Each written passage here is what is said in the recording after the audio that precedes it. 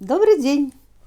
Яшчэ одна цікавая казка, павучальная такая, са зборніка 12 месяцаў.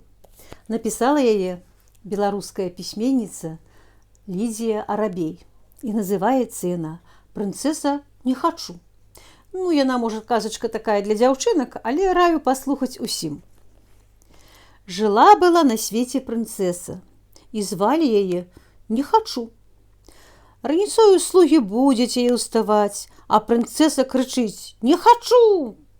Слугі да ложка бліжэй падступаюць, а яна каторага ногою з-пад коўдры бэнц! Тыя з другога боку заходзяць, а прынцэса ім кулаком у нос «Не хачу ўставаць!». І валяецца ў ложку, пакуль бакі не адлежыць, ды есці не захоча. Нарэшце ўжо падымаецца. Слугі ёй тазік з вадою нясуць, кавалачак мыла пахучага, каб умылася пасля сну. А яна тое мыла ў тазік баўсь, «Не хачу ўмывацца!». Паснедае прынцэса пірагамі ды кісялямі, за ўрокі брацца пара. Слугі ёй кніжкі, сшыткі нясуць, а яна зноў «Не хачу вучыцца!». І колькі не просяць, колькі не ўгаворваюць, і кароль з каралеваю, і слугі, нават узяцца за кніжку не хоча.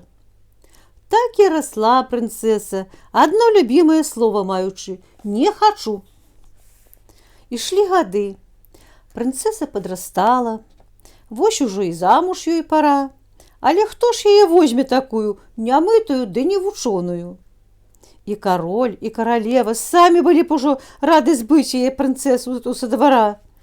Падгаварылі яны слуг, тыя схапілі прынцэсу, сілком яе памылі, прычасалі, у прыгожую сукенку прыбралі, на багатае крэсла пасадзілі.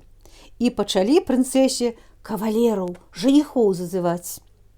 Прыскакаў на кані каралевіч з заходняга каралеўства. Прынцэса глянула на яго і скрывілася. «Не хачу за яго замуж, у яго нос доўгі!».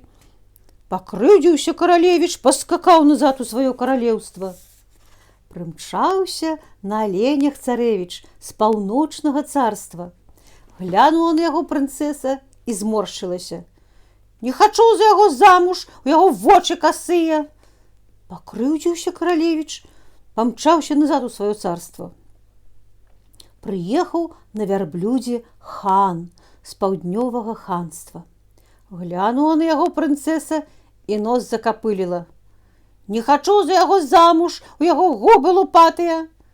Пакрыўдзіўся хан і паехаў назад у сваё ханства. Хутка па свеце пагалоска пайшла, што прынцэса усіх кавалераў, жаніхоў бракуе, і перасталі ездзіць да яе ў сваты.